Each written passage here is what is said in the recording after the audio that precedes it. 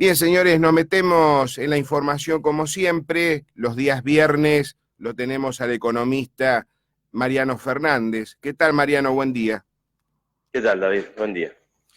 Bien, Mariano, te largo la primera pregunta. Eh, Dale. Acá dicen algunos analistas que mejoró el contexto económico, pero sacrificando ciertas cosas. LELIQ a casi el 65% de interés. Ayer dije que en 15 días el Banco Central tuvo que largar a la calle 1.600 millones de dólares. Decime, ¿cómo puede llegar a avanzar esto después de las PASO? Mira, el escenario es bastante complejo, ¿no? Es decir, fíjate que después de la licuación que tuvimos el año pasado, donde la devaluación se llevó puesto un stock de 60.000 millones de dólares de Levax, a partir de ese momento, es decir, cuando se logra con el plan Sandleris de alguna forma contener eh, el tipo de cambio, empieza un proceso de crecimiento de la deuda cuasi fiscal del Banco Central. Hoy la deuda cuasi fiscal del Banco Central, es decir, las LELIQs, son 26.000 millones de dólares. A esta altura y con la tasa de interés que tenemos, en los próximos 5 o 6 meses, vamos a estar en el orden de los 45.000 millones de dólares de deuda cuasi fiscal, con un nivel de reservas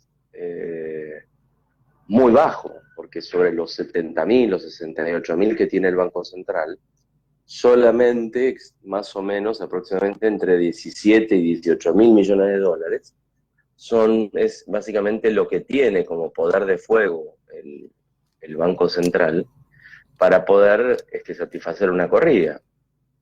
Con lo cual es como un equilibrio muy frágil, si es que podríamos llamarlo equilibrio, ¿no?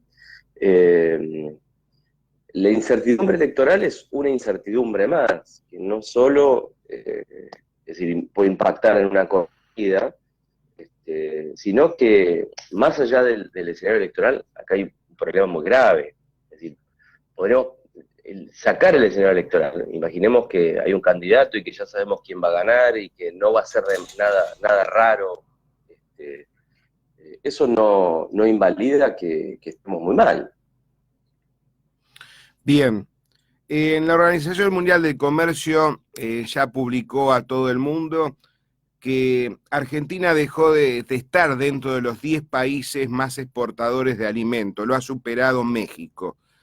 Decime, esta decadencia ya viene observándose de la época del PJ-CACA, ¿no?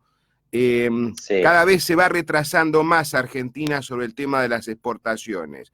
Todavía sigue esa herida, viste que en el desgobierno anterior hubo conflicto con la OMC porque Argentina no respetaba ciertas normas comerciales. ¿Vos crees que todavía existe ese, no lo voy a llamar resentimiento, ¿no? Pero me refiero a que la OMC la estaría siguiendo, observándola con malos ojos a la Argentina?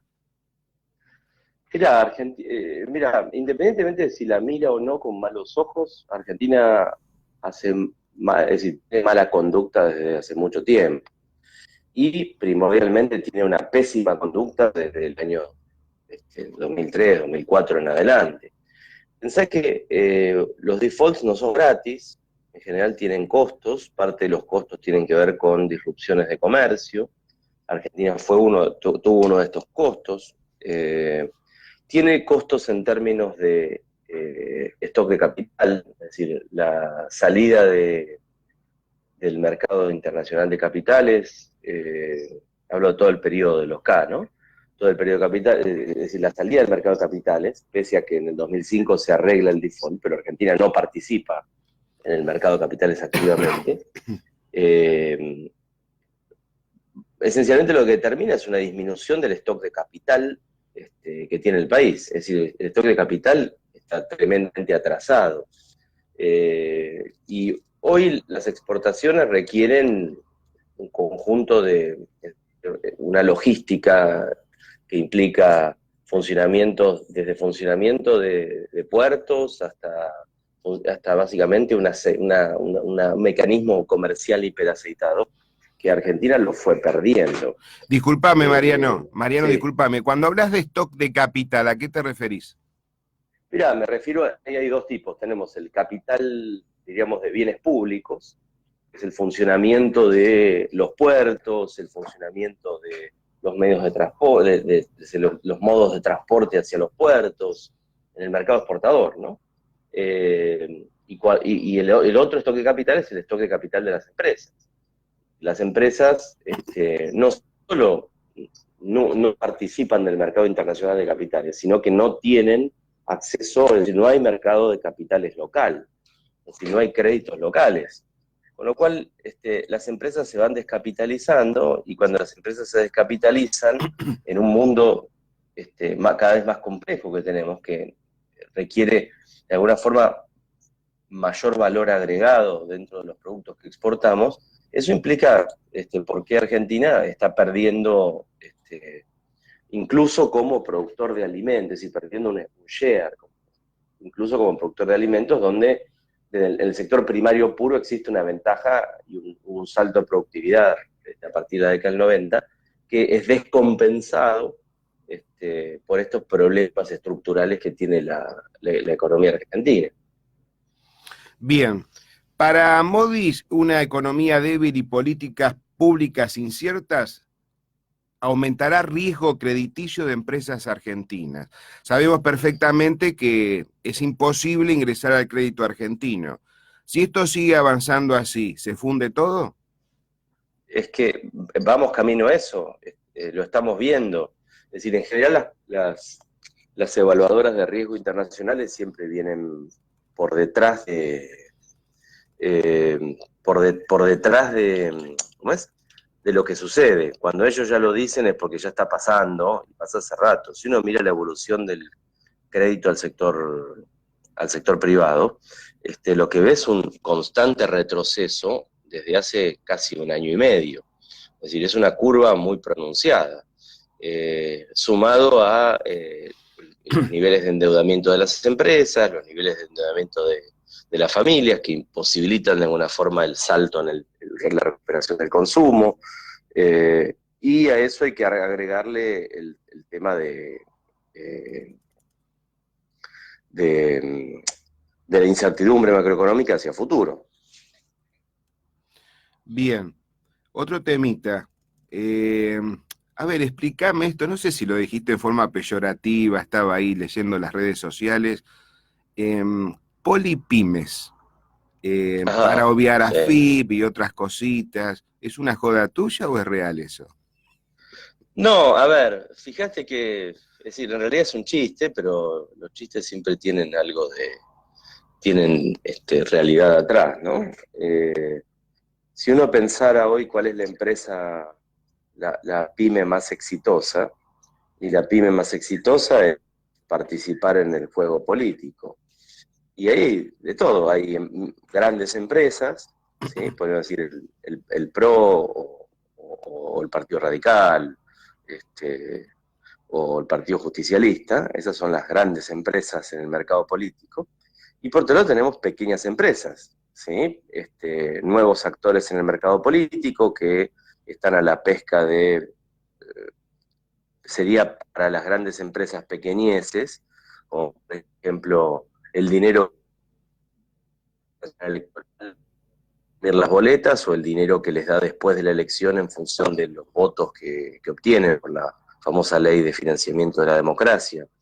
Con lo cual, ahí hay un negocio, es decir, que no debe tener, que tiene un cash flow determinado, y si uno lo analiza desde ese punto de vista, uno empieza a entender por qué en Argentina aparecen propuestas políticas cuyo objetivo solamente es juntar algo de dinero y empezar un juego político y reinvertir parte de ese dinero para seguir obteniendo, es decir, es un único cliente, y el cliente es el Estado, que el Estado paga con dinero que no es suyo. Sí, no sé, hay un ejemplo, las PASO son un gran negocio. porque yo puedo presentar muchas listas compitiendo y obtengo por cada lista un número determinado de dinero para poder pagar la impresión de boletas, el tema de la publicidad, es decir, eso determina todo un manejo discrecional que hace que sea un negocio, esencialmente, ¿no? Sí, correcto. Son al partido más chico, como mínimo, el Estado le da 8 millones de pesos. Lo Sí, dijeron por televisión, eso es lo mínimo que le están dando. Así que vos haces una sumatoria, te vas a dar cuenta que es una ponchada de plata. Mira, seguimos con la parte económica. Acá Diego Giacomini, en una opinión que da, no sé si es muy extremista o a vos te parece que es así, pone un título diciendo restricción externa con tipo de cambio flexible. ¿Es tan así? Eh, no, es un chiste. Ah, La restricción externa no opera con tipo de cambio flexible. El tipo de cambio flexible, eso es debe ser una gastada a alguien. Este, eh, es decir, esencialmente, con tipo de cambio flexible ajusta el tipo de cambio. Entonces no hay restricción externa. Igual el concepto de restricción externa es un concepto, lo hemos hablado con él varias veces, ¿no? Es un concepto que un grupo de economistas utiliza frecuentemente, pero en pocas ocasiones entienden de qué se trata. Yo nunca llamaría a un problema restricción externa, es decir, la restricción no es externa, la restricción, esencialmente no es que nos imponen una restricción, no es que el mundo es malo con nosotros y nos imponen una restricción. Nosotros, de alguna forma, con nuestro comportamiento, determinamos que existan problemas en el mercado de capitales, ¿tá? bien, para Labaña, que ya ha cerrado campaña política, habla de que el país va hacia un apartheid. ¿Qué opinas de esto? No te escuché, discúlpame. Un apartheid, A-P-A-R-T-H-I-D. Dice que Labaña no tuvo una participación activa durante la campaña electoral previo a las PASO. De hecho, muchas veces la fórmula integrada también por Tubey estuvo al borde del estallido. Muchos de los candidatos y armadores le reclamaban al economista una enjundia que nunca le caracterizó, pero pese a todo, llegó al cierre y hubo sorpresas. Te sigo para que entiendas más o Sí. menos a qué me refiero. Dice que cierren por unos momentos los ojos y piensen lo siguiente, propuso Labaña. Pasan 30 años y un día nos encontramos con alguien y decimos, esta cara la conozco, esta cara es la de un chico de entre 10 y 15 años, que una vez nos limpió un trapito el auto y nos mostró sus habilidades con algunas pelotas. Eh, Da a entender dos cosas. Primero, ¿crees vos que si la cosa se complica, llamar a todos los partidos políticos para formar un consenso e ir hacia un objetivo? ¿O te parece medio falaz todo eso? Porque la politiquería, viste, conviven entre ellos y cuando en el Congreso, por ejemplo, se aumentan sus sueldos, todos están de acuerdo. ¿Crees que puede llegar a formalizarse un proyecto a futuro serio uniéndose toda la política argentina? Yo en general, esos acuerdos políticos a nivel nacional, es decir, en Argentina nunca han funcionado, ¿no? En otros lugares del mundo funcionan. Eh, es muy complejo, es decir, es raro, es difícil es decir, lograrlo en Argentina por el mecanismo del mercado que tiene el mercado político. Es decir, esencialmente donde nos vamos autodevorando, es decir, nos fagocitamos entre nosotros, es decir, nos vamos comiendo partes del cuerpo, y si alguien deja de comer, hablo por grupos políticos, perece, desaparece, ¿no? Con lo cual, un acuerdo donde todos dejen de comerse a sí mismos, eh, no sé si es estable, la verdad es que debe haber escrito cosas sobre eso en la literatura, pero no sé si es estable. Sin duda Argentina necesita, sin duda el cronograma de reformas que requiere Argentina necesita o un acuerdo entre partidos políticos o un gobierno fuerte, es decir, fuerte en términos parlamentarios. porque las reformas se tienen que pasar sí o sí por el Congreso, es decir, por más buena intención que tenga un gobierno, pero si ese gobierno no tiene el plafón para hacer determinadas, es decir, para poder pasar las reformas en el Congreso, no hay solución. Entonces, la respuesta en realidad es, por un lado sí, por un lado no. En Argentina nunca han funcionado, se me viene a la cabeza el acuerdo de Lanuse, creo que era, el gran acuerdo nacional, la llamada a la concertación nacional de Alfonsín, el inicio del plan de gobierno de Menem en su discurso inicial, hablando de que va a ser un gobierno de, no me acuerdo cómo decía la palabra, un gobierno de unidad nacional. En ese último caso no fue un gobierno de unidad nacional, fue un gobierno fuerte que pudo tomar las decisiones políticas a través del Congreso. Yo más que un acuerdo creo en los acuerdos dentro del Congreso y no un acuerdo políticamente, es decir, que exprese tácitamente, que exprese en forma tácita un conjunto, es decir, que haya que haya un circo alrededor. Es hora de que, es decir, en el momento la clase política tiene que internalizar la profundidad de la crisis que tenemos, y creo que no está internalizado por parte de la clase política.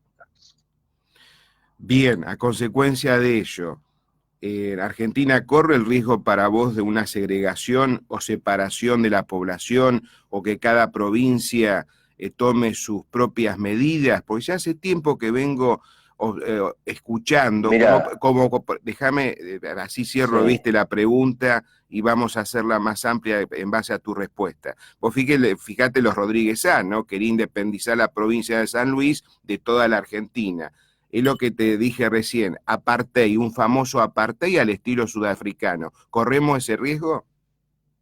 mira, sí, en el largo plazo creo que sí. Ese proceso de libanización puede existir en un caso de una crisis fuerte, de una crisis fuerte.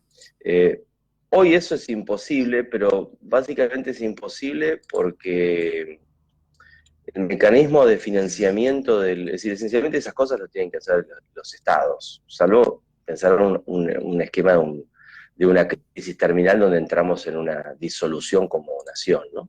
Pero digo, pensá que hoy el esquema de financiamiento del sector público está centralizado en impuestos nacionales, con lo cual el poder federal tiene una masa muy importante, es decir, un masazo importante que podría pegarle a cualquier provincia. Es decir, si yo soy una provincia y quiero entrar en secesión, o quiero abrirme, o quiero hacer mi política fiscal independiente, no voy a tener recursos. ¿Sí? Esencialmente no voy a tener recursos, porque los recursos vienen de las naciones. Y no voy a poder poner impuestos nuevos para financiarme tampoco. Con lo cual, hoy la idea de una libanización de Argentina está todavía lejos, salvo en un escenario,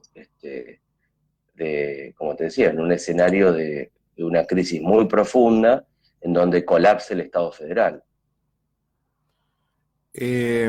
Explícanos, como académico que sos, ¿qué entendés por colapsar una nación? Y, por ejemplo, El Estado un default fallido, para vos es sumado a hiperinflación disculpame que Mariano, determina una... Sí, para vos el Estado fallido es el inicio de ese colapso de una nación. sí, sí, sí, sí, sí. Un default, una hiperinflación, una recesión muy profunda, todo eso junto, hace que el Estado federal se quede sin los fondos para emitir, es decir, perdón, para emitir, no, para pasarle fondos a las provincias, y ahí las provincias, frente a ese escenario, pueden tomar caminos regulatorios distintos que los pueden hacer salir sería de la República, ¿no? Porque ahí sí habría incentivos, porque esencialmente me cortaron el chorro de financiamiento. Entonces tengo que conseguir financiamiento de algún lado. El financiamiento puede ser, no sé, imaginemos, estoy inventando, ¿no? Un tratado de libre comercio de San Luis con Chile. Claro. ¿Sí? O con China, o con cualquiera. Y que ahí consiga algo de financiamiento, que pensar que para el mundo eso no es nada. Y con eso financia una secesión. Sería un escenario terrible, porque terminamos en una guerra civil, una cosa así. Bien. Si dolarizamos la economía, ¿sería una salvación? La dolarización es una alternativa, yo diría válida. Yo creo que vamos camino casi a que sea la única alternativa para lograr estabilidad en los precios.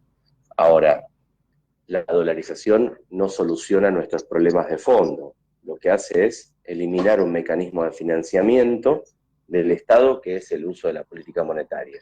Yo creo que la dolarización es el primer paso para iniciar un plan de reformas estructurales. Hasta hace un tiempo, hasta hace algunos años, yo no creía que todavía teníamos algunas opciones de poder salir con un Banco Central independiente y fuerte, como lo hicimos en la década del 90. Ya básicamente no creo eso, y creo que el Banco Central ya no tiene reputación, con lo cual un esquema de dolarización sumado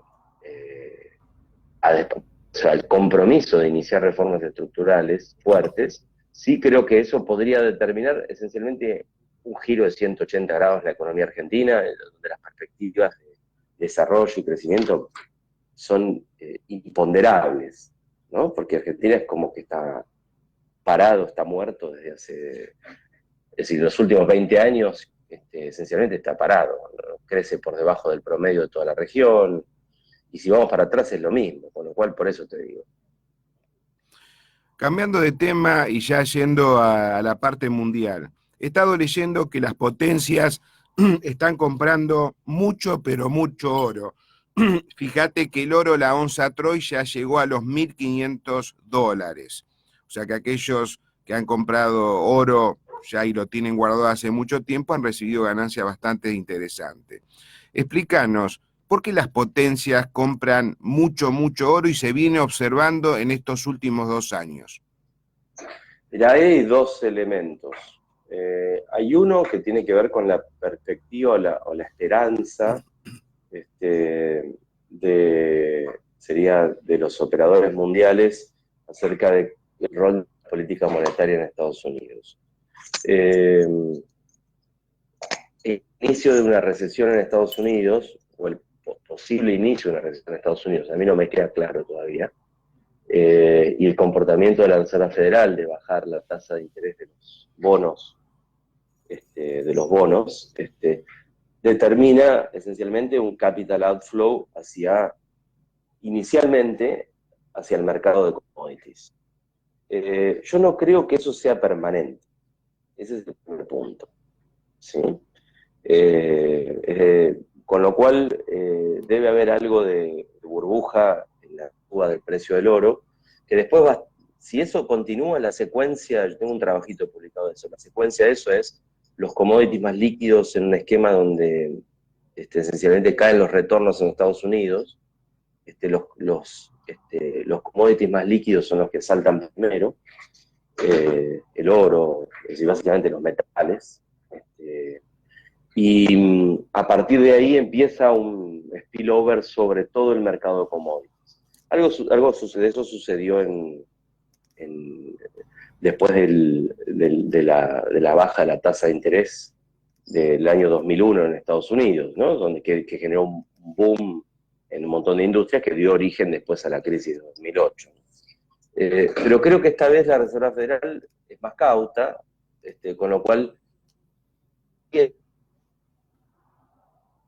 este salto, o esta burbuja, o no sé cómo llamarlo, porque yo todavía no entiendo bien qué está pasando. Pero yo lo miro desde ese lado. Es decir, no creo que sea permanente la suba de los commodities, básicamente estos commodities utilizables, ¿no? Que reemplazan en términos de liquidez al dólar, ¿no?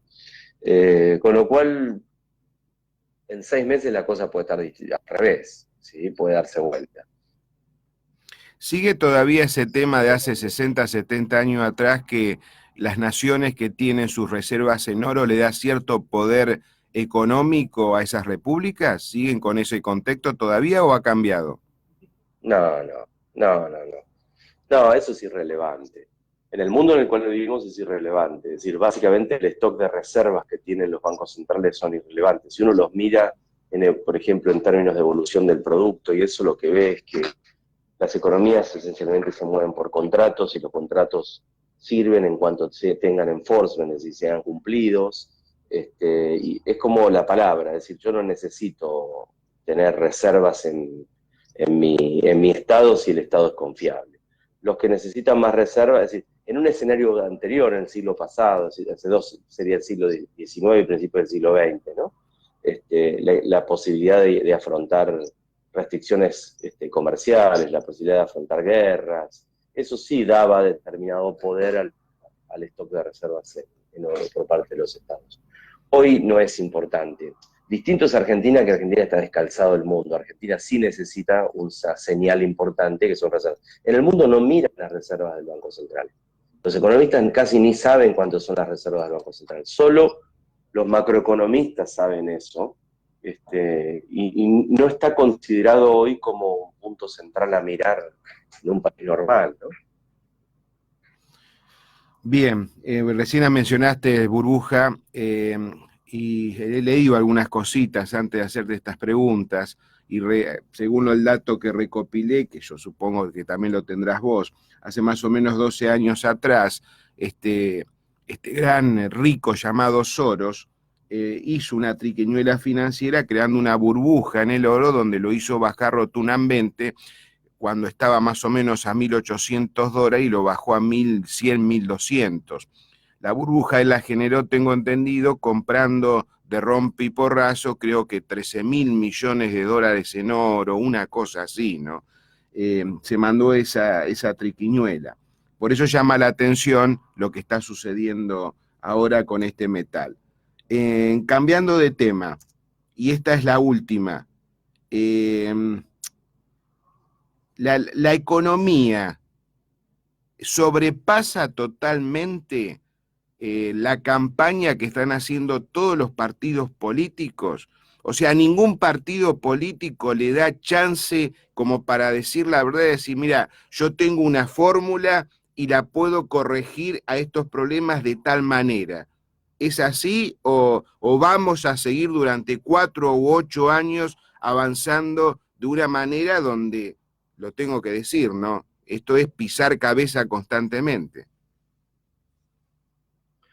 A ver, ninguna de las opciones políticas en conciencia tiene capacidad real de entender la gravedad que está sucediendo en la economía. Tiene reformas, yo diría, un gobierno pueda tener después cintura política una vez en ejercicio para poder tomar medidas nuevas. Es decir, eso lo desconozco. Pero hoy, sería parados hoy, con la información hoy, con los equipos que forman cada uno de los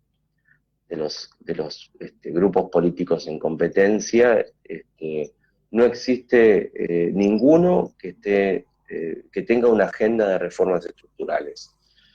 Con lo cual, por eso las restricciones son tan importantes, que yo creo que, como vos decías, la economía va por encima de la política, y gane quien gane, enfrenta restricciones que van a ser casi imposibles que hagan cumplir lo que dijeron en campaña o lo que prometen. En general prometen esperanza, ¿no?